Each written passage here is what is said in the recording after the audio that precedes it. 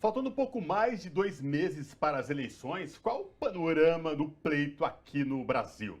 Ao que tudo indica, a disputa se dará entre Lula e Bolsonaro. Para repercutir esse assunto, nós conversamos agora com a jornalista Cristina Serra. Olá, Cristina, tudo bem? Prazer falar contigo, seja muito bem-vinda. Obrigada, Cosmo, Ana e todo mundo que acompanha aqui o noticiário. É um prazer estar aqui com vocês. Cristina, a gente está pouco mais de 2 meses, quase já 2 meses do pleito. Eu queria que você trouxesse um panorama geral do que se projeta aí para essas eleições aqui no Brasil, agora no dia 2 de outubro. Cosmo e Ana, eu acho que a menos que aconteça algo muito surpreendente, imponderável, né, um fato que não se pode prever, né, as pesquisas já mostram um cenário muito consolidado, com duas candidaturas principais: a candidatura do ex-presidente do PT, Luiz Inácio Lula da Silva, e a candidatura do presidente Bolsonaro. Temos também candidaturas com fôlego menor, bastante limitado: Ciro Gomes, do PDT, Simone Tebet, do MDB. Agora, o que a gente pode ter nos próximos dias, né? E isso nós estamos falando em função de um noticiário bastante fresco, bem recente, né? André Janones, do Avante, pelo Twitter, já está conversando com o ex-presidente Lula. É um percentual pequeno, mas numa disputa como essa, qualquer ponto percentual a mais na pesquisa faz diferença, né? Precisamos saber também, porque ainda há convenções a serem realizadas até o prazo final de 5 de agosto, né, como alguns partidos vão se comportar, o que vão decidir. O noticiário também traz os bastidores de uma conversa do ex-presidente Lula com Luciano Bivar, do União Brasil.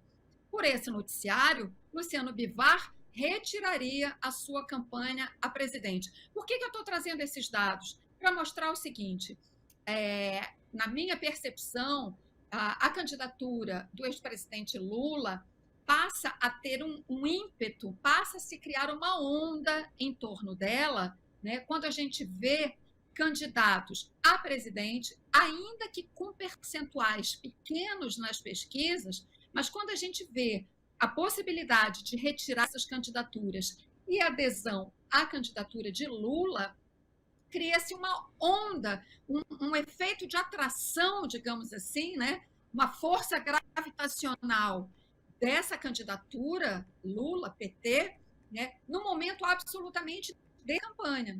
Nós entramos agora, agosto e setembro, são os momentos decisivos. Daqui a pouco começa a campanha, a propaganda partidária na televisão, né? Esse é um momento muito importante. Quando a gente entra nesse momento, no caso da candidatura Lula, com a intenção de voto tão consolidada e com esse movimento que a gente percebe agora, claro, são primeiros movimentos que precisam se consolidar lá na frente, né? Mas quando a gente vê esse movimento de atração acontecendo, né, isso configura aí um ímpeto, um crescimento da candidatura Lula. Claro, também é preciso aqui ponderar. Nós ainda vamos ver para o presidente Bolsonaro o efeito das políticas, das medidas que foram aprovadas na PEC dos auxílios, né, a PEC dos bilhões, seja lá qual for o nome. Houve um noticiário muito grande em torno desses auxílios, né? Isso cria uma expectativa positiva para a parcela da população que vai recebê-los. E quando eles forem pagos efetivamente, isso também deverá ter algum reflexo. Eu diria que, em linhas gerais, são esses os contornos do quadro eleitoral que a gente está vendo nesse momento. Uhum.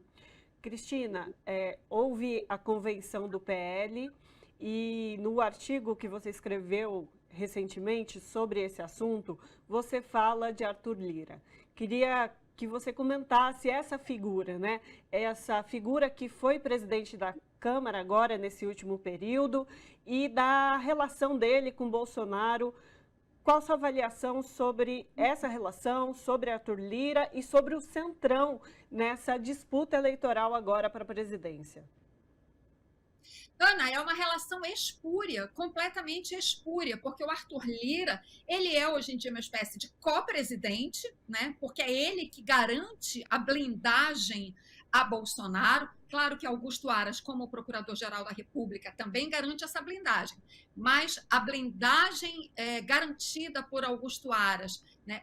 Perdão, a blindagem garantida por Arthur Lira na Câmara, né, ao sentar sobre os pedidos de impeachment e ao garantir a aprovação da PEC da compra de votos, ou PEC dos auxílios e muitas outras medidas que favorecem Bolsonaro, isso configura uma aliança completamente espúria. E como é que ele consegue essa aprovação? Porque ele comanda, ele é o principal operador do orçamento secreto na Câmara. Então, nós temos o Congresso mais corrompido, mais degradado, né, da história contemporânea do Brasil, corrompido pelo orçamento secreto e, ao mesmo tempo, um governo corrupto também. São as duas pontas desse esquema, né? Então, Arthur Lira tem esse peso na sustentação de Bolsonaro, que, de fato, confere a ele um poder pouquíssimas vezes visto na Câmara para um presidente dessa instituição.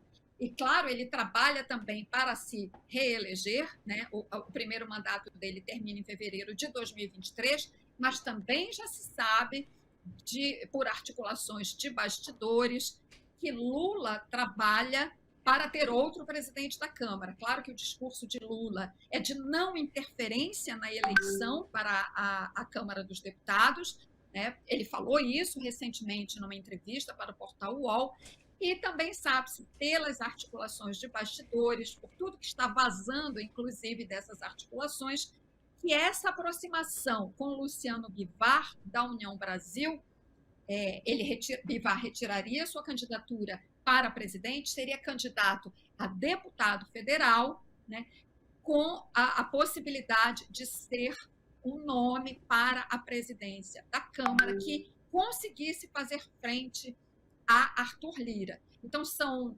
desdobramentos que, obviamente, a gente vai ter que acompanhar, ainda tem muita água para passar debaixo da ponte até a eleição do próximo presidente da Câmara, mas o que for acontecer lá em fevereiro de 2023 já está sendo articulado neste momento. Cristina, eu queria te ouvir agora num contexto sobre a PEC eleitoreira, né, que dizem a PEC dos auxílios, que vai injetar aí muitos recursos vindo do governo no atual presidente. Não poderia, porque estamos em ano eleitoral, mas enfim, o Congresso, com a ajuda do Centrão, possibilitou isso a Bolsonaro. Nunca nós chegamos a um momento de eleição para presidente da República, faltando um pouco mais de 2 meses, com estabilização de candidaturas, né? O presidente Lula, agora, último Datafolha, 47%, com possibilidade de vencer no primeiro turno, com 52% dos votos válidos. Essa instrumentalização dessa PEC dos auxílios pode trazer algum resultado, alguma diferença? Ou as pessoas já estão estabilizadas, já estão decididas exatamente de como vão votar? Qual a tua avaliação sobre isso? Eu acho que sim, a gente deve esperar alguma diferença, mas não suficiente para abalar esse quadro de consolidação que a gente tem, porque, como você falou, Cosmo, neste momento, já ter um quadro tão consolidado, realmente, a esta altura da campanha, faltando 2 meses para o primeiro turno, é de fato uma coisa, não é tão comum a gente ver essa construção, né? É tão evidente. Agora, o pagamento dos auxílios, de fato, deve ter alguma repercussão, porque isso traz algum alívio para quem está em situação de desespero. Nós estamos falando de um país com 33 milhões de pessoas passando fome. Agora, tem o impacto da inflação também sobre esses auxílios. Então, o efeito desses auxílios talvez não seja tão grande, né, para mudar esse quadro. Então, de qualquer maneira, é importante a gente frisar aqui uma coisa. Por que eu estou falando isso? Essas pesquisas, sobretudo a Datafolha, que é a pesquisa mais recente, mostra que, nos números gerais, não houve uma alteração de fato. Os números são estáveis nas intenções de voto para todos os candidatos. Mas quando você vai ler ali as faixas, né, os microdados, digamos assim, você vê que Bolsonaro teve uma pequena melhora entre mulheres, que é o público onde Lula é mais forte. Ele teve uma pequena melhora na população mais pobre, que é onde Lula é mais forte. Isso já é um reflexo de todo esse noticiário em torno dos auxílios. Quando o auxílio chegar, isso deve ter também mais um reflexo.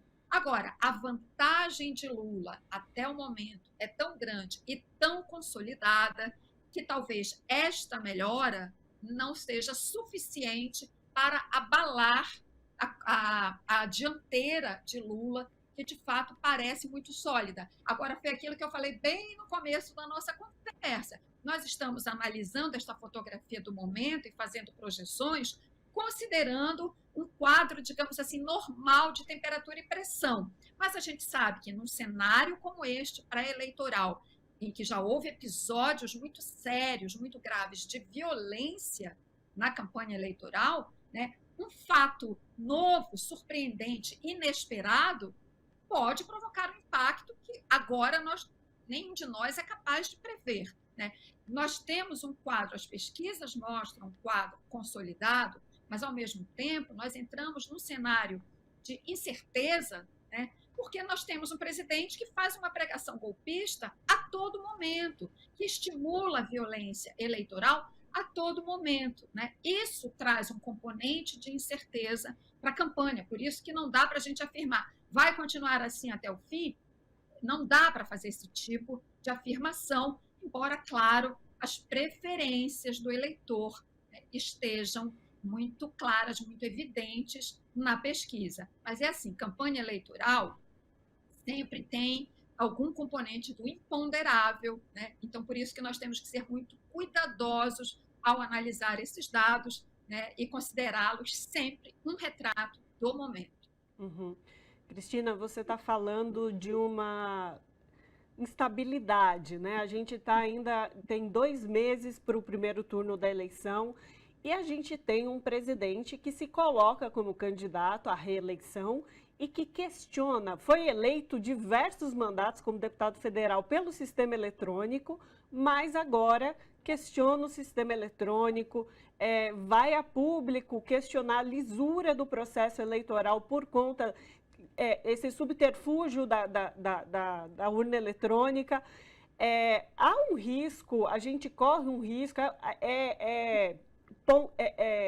a gente pode ponderar que existe um risco ainda de golpe nesse processo eleitoral, de não haver processo ou de impugnação de pedido de impugnação de um processo, desse processo eleitoral?